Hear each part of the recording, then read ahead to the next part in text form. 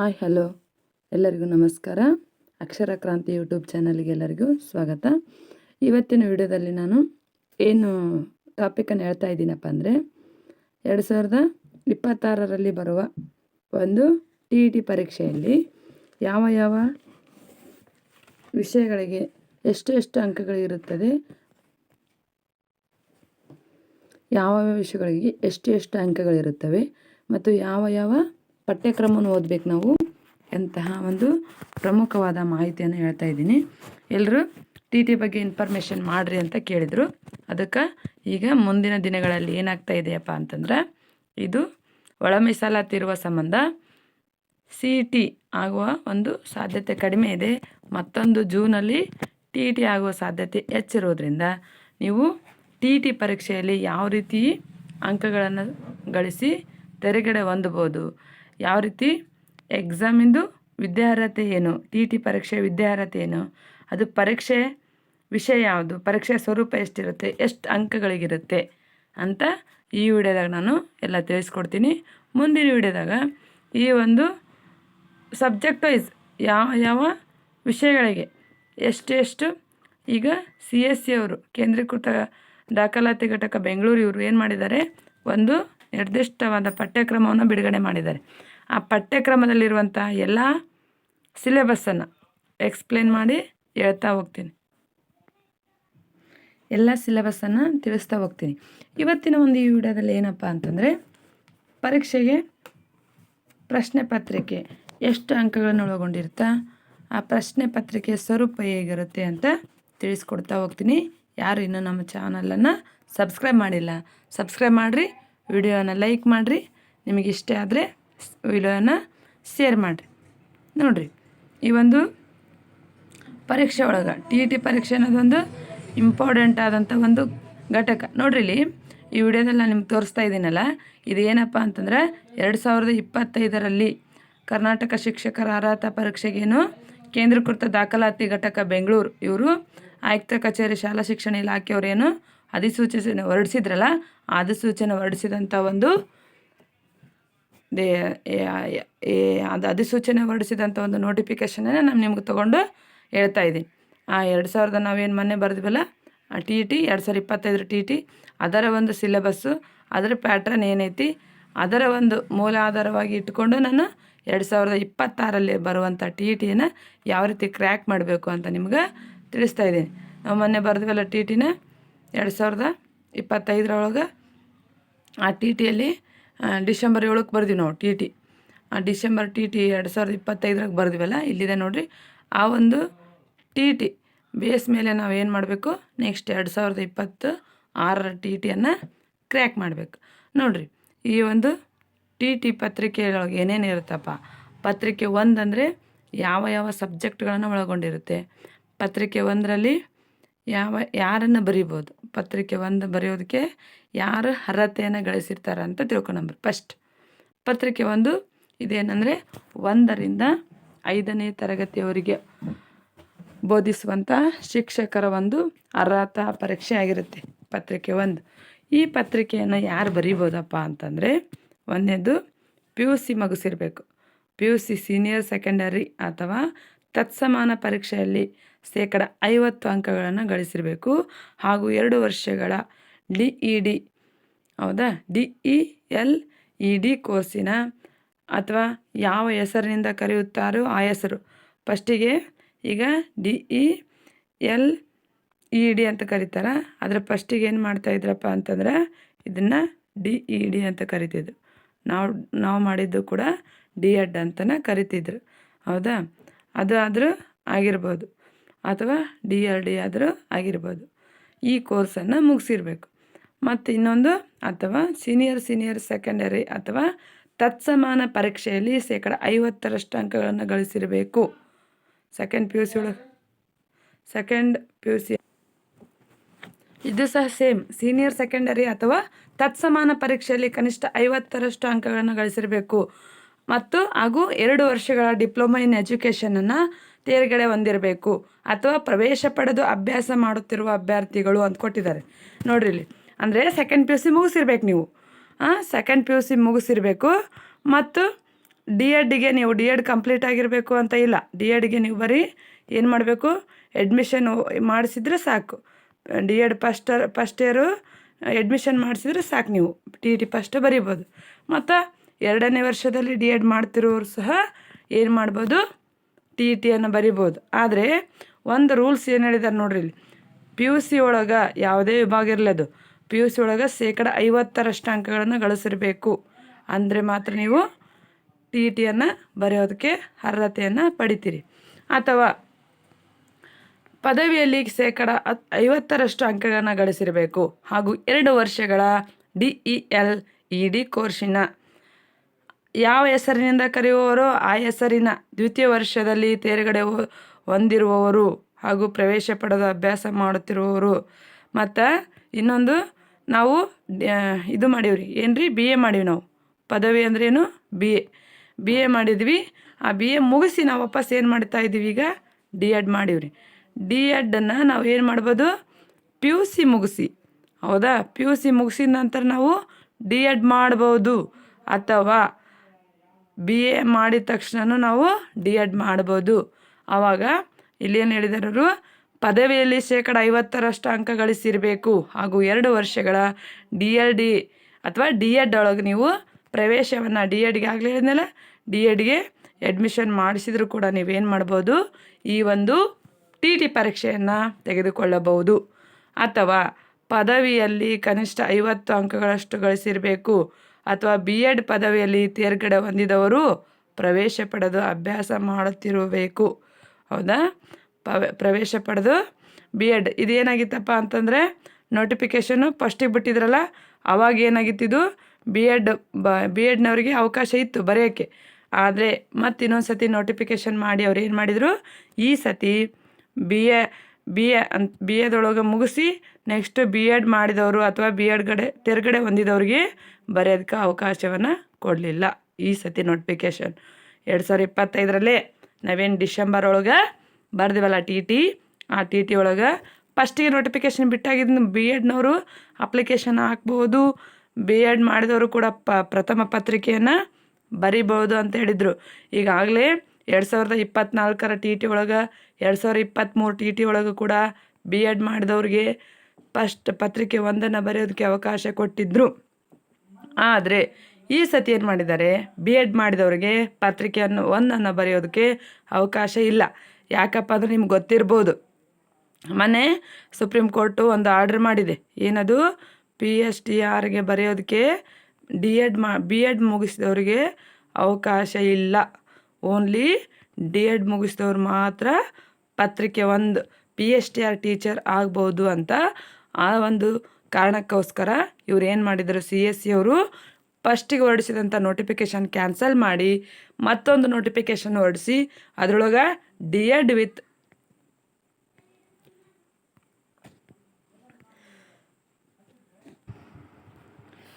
ಇಷ್ಟು ಏನಪ್ಪ ಅಂತಂದರೆ, ಪತ್ರಿಕೆ 1ರಲ್ಲಿ ಯಾವ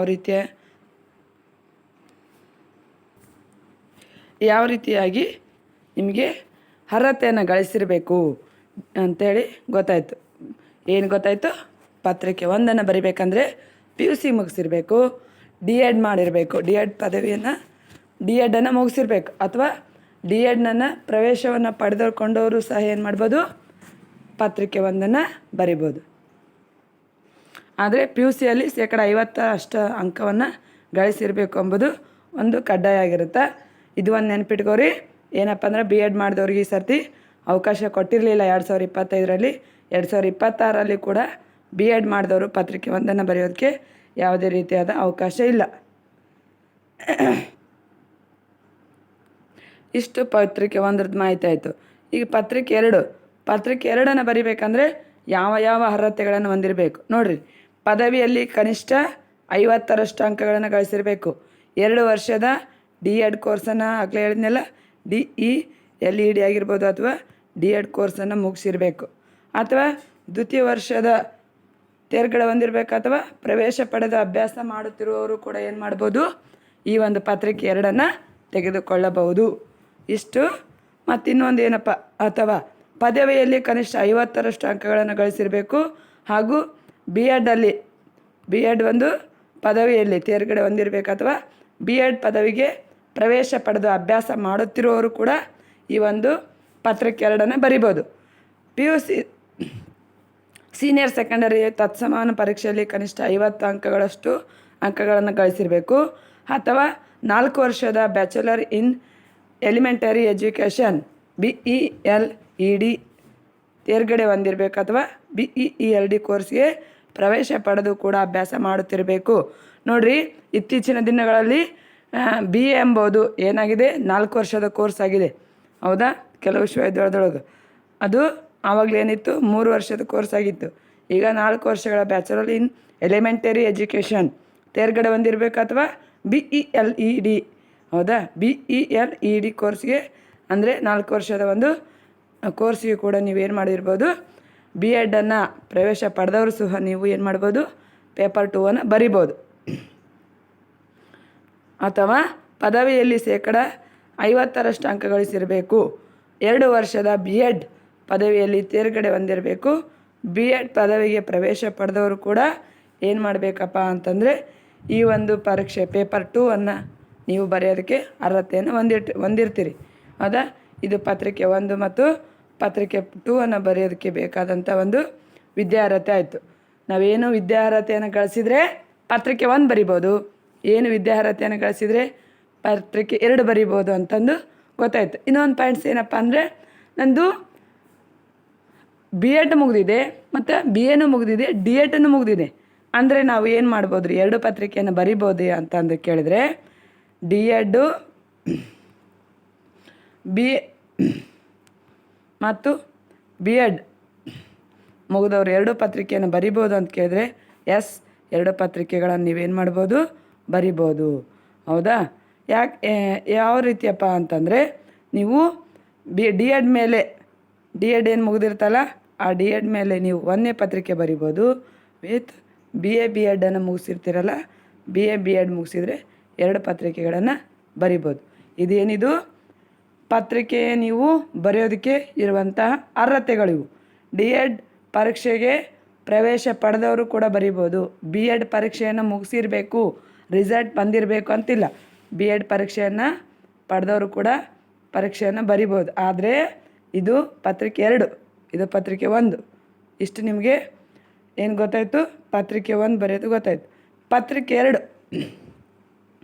ಶಿಕ್ಷಕರ ಅರ್ಹತೆ ಪರೀಕ್ಷೆ ಪತ್ರಿಕೆ 1 ಮತ್ತು ಪತ್ರಿಕೆ 2ರಲ್ಲಿ ಯಾವ ಒಂದು ನಿಮ್ಮ ವಿದ್ಯಾರ್ಹತೆ ಇರಬೇಕಂತ ಗೊತ್ತಾಯಿತು. ಇವಾಗ ಪತ್ರಿಕೆ 1ರಲ್ಲಿ ಬೋಧಿಸುವಂಥ ಶಿಕ್ಷಕರು ಹಾಗೂ ಪತ್ರಿಕೆ 2ರಲ್ಲಿ ಬೋಧಿಸುವ ಶಿಕ್ಷಕರ ಒಂದು ಪರೀಕ್ಷಾ ಸ್ವರೂಪ ಹೇಗಿರುತ್ತೆ, ಆ ಪರೀಕ್ಷೆಯ ಸಿಲೆಬಸ್ ಏನಿರುತ್ತೆ ಅಂತ ನಿಮ್ಗೆ ಹೇಳ್ಕೊತ ಹೋಗ್ತೀನಿ ನೋಡ್ರಿ.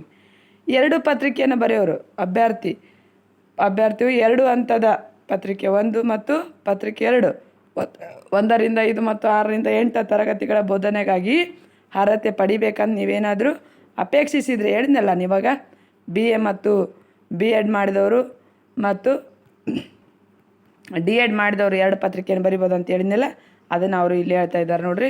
1ರಿಂದ 5 ಮತ್ತು 6ರಿಂದ 8 ತರಗತಿಗಳಿಗಾಗಿ ಅರ್ಹತೆ ಪಡೆಯಲು ಅಪೇಕ್ಷಿಸಿದಲ್ಲಿ ಮೇಲಿನ 2 ಪರೀಕ್ಷೆಗಳಲ್ಲಿ ಅಂದರೆ ಪತ್ರಿಕೆ 1 ಮತ್ತು ಪತ್ರಿಕೆ 2ರಲ್ಲಿ ನೀವೇನು ಮಾಡಿರಬೇಕು, ಬರೆಯುವುದು, ಪತ್ರಿಕೆಯಲ್ಲಿ ಅರ್ಹತೆಯನ್ನು ಪಡೆಯುವುದು ಕಡ್ಡಾಯ. ಹೌದಾ? ಈಗ TT ಪರೀಕ್ಷೆಗೆ ಅರ್ಹತೆಯನ್ನು ಗಳಿಸೋಕೆ ವಿದ್ಯಾರ್ಹತೆ ತಿಳ್ಕೊಂಡ್ವಿ. ಈಗೇನಪ್ಪ ಅಂತಂದರೆ, ಶಿಕ್ಷಕರ ಅರ್ಹತಾ ಪರೀಕ್ಷೆ ಎಷ್ಟು ಅಂಕಗಳನ್ನು ಒಳಗೊಂಡಿರುತ್ತಪ್ಪ ಅಂದರೆ 150 ಅಂಕಗಳನ್ನು ಒಳಗೊಂಡಿರುತ್ತೆ. 150 ಅಂಕಗಳನ್ನು ಒಳಗೊಂಡಿರುತ್ತೆ. ಪ್ರಶ್ನೆ ಪತ್ರಿಕೆ ಒಟ್ಟು ಅಂಕ ಎಷ್ಟಿರ್ತಾವೆ, 150. ಅವು ಎಂಥ ಅಂಕಗಳಾಗಿರ್ತಾವೆ, ಬಹು ಆಯ್ಕೆಗಳು, ಮಲ್ಟಿಪಲ್ ಚಾಯ್ಸ್ ಕ್ವಶನ್ಸ್. ಒಂದು ಪ್ರಶ್ನೆ ಕೊಟ್ಟಿರ್ತಾರೆ, ನಿಮಗೆ 4 ಕೆಳಗೆ ಆಪ್ಷನ್ಸನ್ನು ಕೊಟ್ಟಿರ್ತಾರೆ. ಪ್ರತಿ ಪ್ರಶ್ನೆಗೆ 4 ಆಯ್ಕೆಗಳಿರ್ತಾವೆ. 1 ಆಯ್ಕೆಯನ್ನು ಮಾತ್ರ ಸರಿಯಾಗಿರುತ್ತೆ. ಸರಿಯಾದ ಉತ್ತರವನ್ನು ನೀವು ಪ್ರಶ್ನೆ ಪತ್ರಿಕೆಗಳಿಗೆ ನೀಡಲಾಗುವಂಥ OMR ಶೀಟ್ಗಳಲ್ಲಿ ಕ್ರಮಬದ್ಧವಾಗಿ ಸೇಡ್ ಮಾಡಬೇಕು. ಋಣಾತ್ಮಕ ಮೌಲ್ಯಮಾಪನ ಇರುವುದಿಲ್ಲ. ಇದೇನಪ್ಪ ಅಂತಂದರೆ, ಒಂದು ಪರೀಕ್ಷೆ ಶಿಕ್ಷಕರ ಅರ್ಹತಾ ಪರೀಕ್ಷೆಯಲ್ಲಿ ಪತ್ರಿಕೆ 1 ಮತ್ತು ಪತ್ರಿಕೆ 2ರಲ್ಲಿ 2 ಪತ್ರಿಕೆಗಳು ಏನಾಗಿರ್ತವೆ, 2 ಪತ್ರಿಕೆಗಳು 150 ಅಂಕಗಳನ್ನು ಒಳಗೊಂಡಿರ್ತವೆ. ಪ್ರತಿಯೊಂದು ಪ್ರಶ್ನೆಗೆ 1 ಅಂಕ ಇರುತ್ತೆ. ಆ ಪ್ರಶ್ನೆ ಪತ್ರಿಕೆ ಯಾವ ಮಾದರಿಯಲ್ಲಿ ಇರುತ್ತೆ, ಯಾವುದೇ ವಿವರಣಾತ್ಮಕ ಉತ್ತರವನ್ನು ಬರೆಯೋದು ಮಾದರಿ ಇರುವುದಿಲ್ಲ. 150 ಪ್ರಶ್ನೆಗಳಿರ್ತವೆ. ನಾವು ಅಲ್ಲೇ OMR ಶೀಟಿಗೆ ಸರಿಯಾದಂಥ ಉತ್ತರವನ್ನು ಬರೆಯುವುದರ ಮೂಲಕ ನಾವು ಏನು ಮಾಡ್ಬೋದು, ಅಂಕಗಳನ್ನು ಗಳಿಸ್ಬೋದು.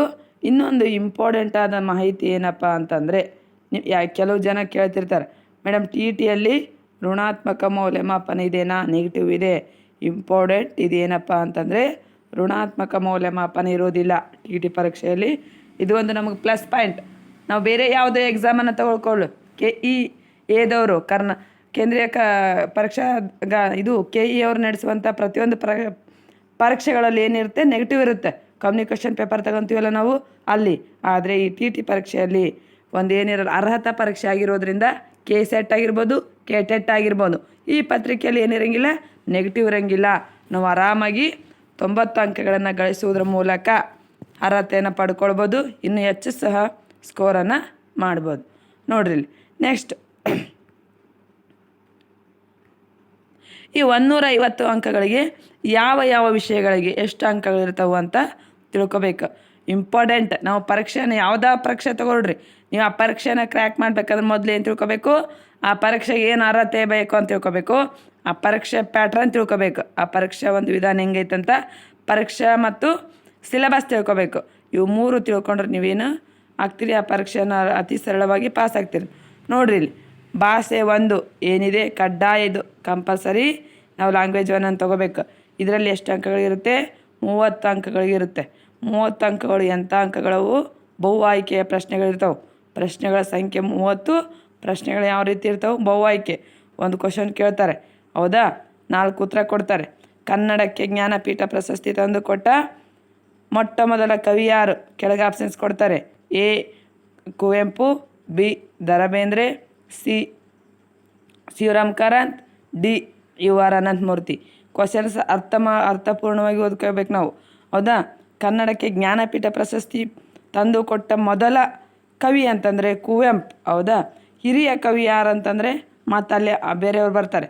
ಮತ್ತು ಕನ್ನಡ ಜ್ಞಾನಪೀಠ ಪ್ರಶಸ್ತಿಗೆ 8ನೇ ಜ್ಞಾನಪೀಠ ಪ್ರಶಸ್ತಿ ತಂದು ಕೊಟ್ಟ ಕವಿ ಯಾರಂತಂದರೆ ಡಾಕ್ಟರ್ ಚಂದ್ರಶೇಖರ್ ಕಂಬಾರ್ ಬರ್ತಾರೆ. ಈ ರೀತಿಯಾಗಿ ಪ್ರಶ್ನೆಗಳನ್ನು ನಾವು ಏನು ಮಾಡಬೇಕು, ಸರಿಯಾಗಿ ಓದಬೇಕು. ಕನ್ನಡದಲ್ಲಿ 30 ಬಹು ಆಯ್ಕೆ ಪ್ರಶ್ನೆಗಳು, 30 ಅಂಕಗಳಿರ್ತವೆ.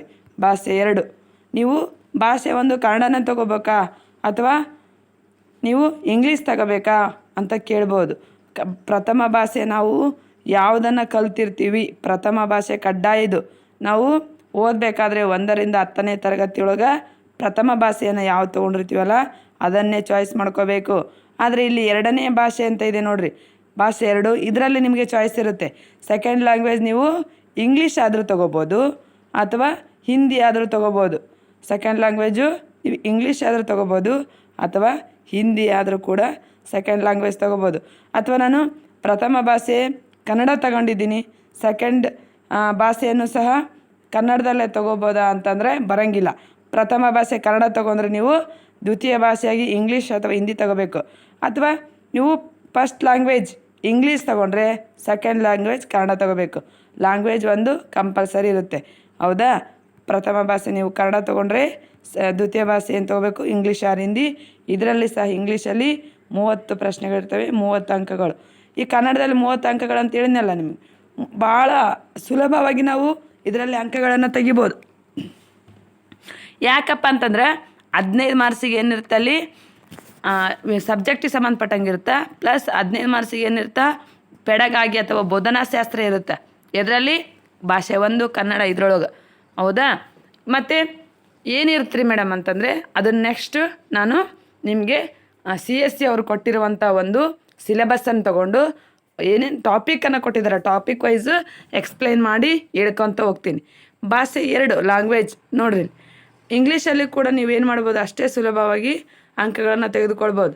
ನಾನು ಇಂಗ್ಲೀಷ್ ಗ್ರಾಮರಲ್ಲಿ ಸಹ ಅಷ್ಟೇ, ಇಂಗ್ಲೀಷ್ ಒಂದು ಭಾಷೆಯಲ್ಲಿ ಸಹ ಏನಿರ್ತಪ್ಪ ಅಂತಂದರೆ 15 ಮಾರ್ಕ್ಸಿಗೆ ಸಿಲೆಬಸ್ ಇರುತ್ತೆ, ಇನ್ನು 15 ಮಾರ್ಕ್ಸಿಗೆ ಪೆಡಗಾಗಿರುತ್ತೆ. ಈ 15 ಮಾರ್ಕ್ಸನ್ನು ಅತೀ ಸುಲಭವಾಗಿ ತೆಗೆದುಕೊಳ್ಬೋದು. ನೀವು ಯಾವ ರೀತಿ ತೆಗೆದುಕೊಳ್ಬೋದು ಅಂದರೆ, ಒಂದು 10 ಮಾರ್ಕ್ಸ್ ಏನಿರುತ್ತೆ ಪ್ಯಾಸೇಜ್ ಇರುತ್ತೆ, ಇನ್ನು ಪ್ಲಸ್ 5 ಮಾರ್ಕ್ಸ್ ಏನಿರುತ್ತೆ ಗ್ರಾಮರ್ ಇರುತ್ತೆ. ಗ್ರಾಮರ್ ಏನಿರಲ್ಲ ಟಫ್ ಇರೋದು, ಆರ್ಟಿಕಲ್ಸ್ ಇರುತ್ತೆ, ಸಿಂಗ್ಯುಲರ್ ಆ್ಯಂಡ್ ಪ್ಲೂರಲ್ ಇರುತ್ತೆ, ಸಬ್ಜೆಕ್ಟ್ ಪ್ಲಸ್ ವರ್ಬ್ ಅಗ್ರಿಮೆಂಟ್ ಇರುತ್ತೆ, ಕ್ವಶನ್ ಟ್ಯಾಗ್ ಇರುತ್ತೆ. ಇವು ಒಂದು 5 ಟಾಪಿಕ್ ಇರ್ತಾವೆ. ಆರ್ಟಿಕಲ್ಸ್ ಇರುತ್ತೆ. ಪದೇ ಪದೇ ನೀವು ಇದುವರೆಗೆ 2014ರಿಂದ ಹಿಡಿದು 2025ರವರೆಗೆ ನಡೆದಂಥ ಕ್ವಶನ್ ಪ್ಯಾಟ್ರನ್ನ, ಆ ಓಲ್ಡ್ ಕ್ವಶನ್ ಪೇಪರನ್ನು ತೊಗೊಂಡು ಅದರಲ್ಲಿ ಏನು ಕ್ವಶನ್ ಆಗಿದೆಯಲ್ಲ ಅದನ್ನು ಪ್ರಾಕ್ಟೀಸ್ ಮಾಡ್ತಾ ಮಾಡ್ತಾ ಹೋಗ್ಬಿಟ್ರೆ ನೀವು ಆರಾಮಾಗಿ ಇಂಗ್ಲೀಷಲ್ಲಿ 20+ ತೆಗಿಬೋದು. ಏನು ಬರಲ್ಲ ನಮಗೆ, ಏನು ಗೊತ್ತಿಲ್ಲ ಅಂದರೂ ಸಹ ನೀವು 20+ ತೆಗಿಬೋದು. ಹೆಂಗೆ ತೆಗಿಬೋದು ಅಂತ ನಾನು ನಿಮ್ಗೆ ನೆಕ್ಸ್ಟ್ ವಿಡಿಯೋದಾಗ ಹೇಳ್ತೀನಿ. ಇದು ಇವತ್ತು ಬರೀ ಯಾವ ರೀತಿ ಪ್ಯಾಟ್ರನ್ ಇರುತ್ತೆ, ಪರೀಕ್ಷಾ ಸ್ವರೂಪ ಮತ್ತು ವಿದ್ಯಾರ್ಹತೆ ಬಗ್ಗೆ ಮಾತ್ರ ಹೇಳ್ತಾ ಇದ್ದೀನಿ ನಾನು. ನೆಕ್ಸ್ಟ್ ವಿಡಿಯೋದಾಗ ನನಗೆ ಪ್ರತಿಯೊಂದು ನಿಮ್ಗೆ ಎಕ್ಸ್ಪ್ಲೇನ್ ಮಾಡ್ತಾ ಬರ್ತೀನಿ.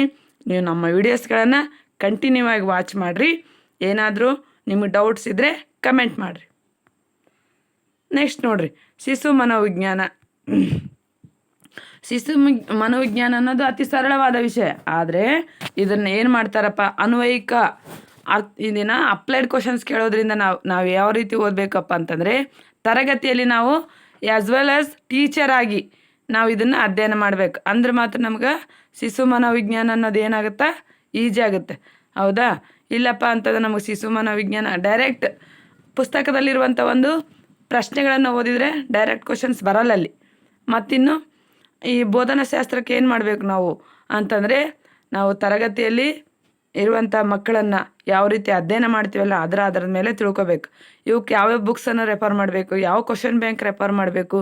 ಅತಿ ಹೆಚ್ಚು ನಾವು ಪತ್ರಿಕೆ 1, ಪತ್ರಿಕೆ 2ರಲ್ಲಿ ಸ್ಕೋರ್ ಮಾಡುವುದು, ಅತಿ ಹೆಚ್ಚು ಅಂಕ ಗಳಿಸೋದಕ್ಕೆ ನಮಗೆ ಬೇಕಾಗಿರುವಂಥ 3 ಸಬ್ಜೆಕ್ಟ್ ಯಾವುದಪ್ಪ ಅಂದರೆ, ಒಂದು ಲ್ಯಾಂಗ್ವೇಜ್ 1, ಒಂದು ಲ್ಯಾಂಗ್ವೇಜ್ 2, ಒಂದು ಶಿಶು ಮನೋವಿಜ್ಞಾನ. ಇದರಲ್ಲೇ ನಾವು 20+ ಮಾಡ್ಬೋದು ಅಂಕಗಳನ್ನು. ಇದರಲ್ಲಿ 25 ಮಾಡ್ಬೋದು, ಇದರಲ್ಲಿ 25. ಸೈಕಾಲಜಿಲಿ ಸಹ 20 ಮಾಡಿದ್ರೆ ನಮ್ಗೆ ಇಲ್ಲೇ ಎಷ್ಟು ಮಾರ್ಕ್ಸ್ ಬಂದ್ಬಿಡ್ತು, 65 ಮಾರ್ಕ್ಸ್ ಬಂದ್ಬಿಡ್ತು. ನಮ್ಗೆ ಅರ್ಹತೆ ಗಳಿಸೋದಕ್ಕೆ ಬೇಕಾಗಿರೋ ಮಾರ್ಕ್ಸ್ ಎಷ್ಟು, 90. ಹೌದಾ? 65 ಬಂದರೆ ಇನ್ನೂ ಎಷ್ಟು ಬೇಕಾಗಿದೆ ನಮಗೆ, ಬರೀ 25 ಬಂದರೆ ಸಾಕು. ಹೌದಾ? ಆರಾಮಾಗಿ ನಾವು ಏನು ಮಾಡ್ಬೋದು, ಇಲ್ಲೇ ನಾವು ಸ್ಕೋರ್ ಮಾಡಿಬಿಡ್ಬೋದು. ಅದಕ್ಕೆ ನಾನು ಹೇಳೋದು ನಿಮ್ಗೆ ಏನಪ್ಪ ಅಂತಂದರೆ, ನಿಮಗೆ ಸ್ಕೋರಿಂಗ್ ಸಬ್ಜೆಕ್ಟ್ ಯಾವುದಂದರೆ ಕನ್ನಡ ಮತ್ತು ಇಂಗ್ಲೀಷ್, ಸೈಕಾಲಜಿ. ಇವುಗಳನ್ನು ಯಾವ ರೀತಿಯಾಗಿ ಅಧ್ಯಯನ ಮಾಡಬೇಕಂತ ನೆಕ್ಸ್ಟ್ ವಿಡಿಯೋದಾಗ ಹೇಳ್ತೀನಿ. ನೆಕ್ಸ್ಟ್ ಬರೀಲಿ ಗಣಿತದಲ್ಲಿ ಕೂಡ 30 ಅಂಕಗಳಿರ್ತಾವೆ ಪತ್ರಿಕೆ 1ರಲ್ಲಿ. ಮತ್ತು ಪರಿಸರ ಅಧ್ಯಯನದಲ್ಲೂ ಕೂಡ 30 ಅಂಕಗಳಿರ್ತಾವೆ. ಅವು ಸಹ ಬಹು ಆಯ್ಕೆದ ಪ್ರಶ್ನೆಗಳಿರ್ತಾವೆ. ಇನ್ನೊಂದು ಸಮಾಜ ಅಧ್ಯಯನ ಅಂತ ಬರುತ್ತೆ. ಗಣಿತ ಮತ್ತು ಪರಿಸರ ವಿಷಯಗಳ ಬದಲಾಗಿ ಇರ್ತಿದ್ದು, ನಮಗಿರಂಗಿಲ್ಲ ಇದು. ಯಾರಿಗಿರುತ್ತಾ, ಅಂಧ ವಿದ್ಯಾರ್ಥಿಗಳಿಗೆ ಮಾತ್ರ ಅವರಿಗೆ ಗಣಿತ ಮತ್ತು ಪರಿಸರ ಅಧ್ಯಯನ 2 ಸಬ್ಜೆಕ್ಟ್ ಬದಲಾಗಿ ಈ ಸಮಾಜ ವಿಜ್ಞಾನ ಅಂತ ಇರುತ್ತೆ. ಇದಕ್ಕೆ 60 ಮಾರ್ಕ್ಸಿಗೆ ಇರುತ್ತೆ. ಇದು ನೀವು ಪತ್ರಿಕೆ 1 ಇದೆಯಲ್ಲ, ನೀವು ಸೈನ್ಸ್ ಆದರೂ ಮಾಡಿರಿ, ಆರ್ಟ್ಸ್ ಆದರೂ ಮಾಡಿರಿ, ಇದು ಕಂಪಲ್ಸರಿ. ಈ ಸಿಲೆಬಸ್ಸು ಎಲ್ಲರಿಗೂ ಇದು ಅಪ್ಲೋಡ್ ಆಗುತ್ತೆ. ಪೇಪರ್ 1 ನಾನು ಸೈನ್ಸ್ ಮಾಡೀನಿ, ನನಗೆ ಗಣಿತ ಮತ್ತು ಪರಿಸರ ಬರುತ್ತಾ. ಸೋಷಲ್ ಮಾಡಿದರೆ ಇಲ್ಲಿ ಸೋಷಲ್ ಬರುತ್ತಾ, ಇಲ್ಲ. ಯಾಕಂದ್ರೆ D.Ed ಒಳಗೆ ನಮ್ಗೆ ಏನಿರ್ತಾವೆ, ಎಲ್ಲ ಸಬ್ಜೆಕ್ಟ್ ಇರ್ತಾವೆ. ಇವು D.Ed ಮಾಡಿವಲ್ಲ, ಗಣಿತ ಪರಿಸರ ಎಲ್ಲ ಸಬ್ಜೆಕ್ಟ್ ಇರ್ತಾವಲ್ಲ, ಅದಕ್ಕೆ ನಮ್ಗೆ ಏನಾಗುತ್ತಿದ್ದು, ಪತ್ರಿಕೆ 1ರಲ್ಲಿ ಈ ಎಲ್ಲ ಸಬ್ಜೆಕ್ಟ್ ಏನಾಗಿರ್ತಾವೆ, ಎಲ್ಲರಿಗೂ ಸೇಮ್ ಇರ್ತಾವೆ. ಈಗ ಗೊತ್ತಾಯಿತು ಪತ್ರಿಕೆ 1ರಲ್ಲಿ ಯಾವ್ಯಾವ ಇರ್ತಾವೆ ಅಂತಂದು. ನೆಕ್ಸ್ಟ್ ಏನಪ್ಪ ಅಂದರೆ, ಪ್ರಶ್ನೆಗಳ ಸ್ವರೂಪ ಮತ್ತು ವ್ಯಾಪ್ತಿ. ಭಾಷೆ 1ಕ್ಕೆ ಸಂಬಂಧಪಟ್ಟಂಗೆ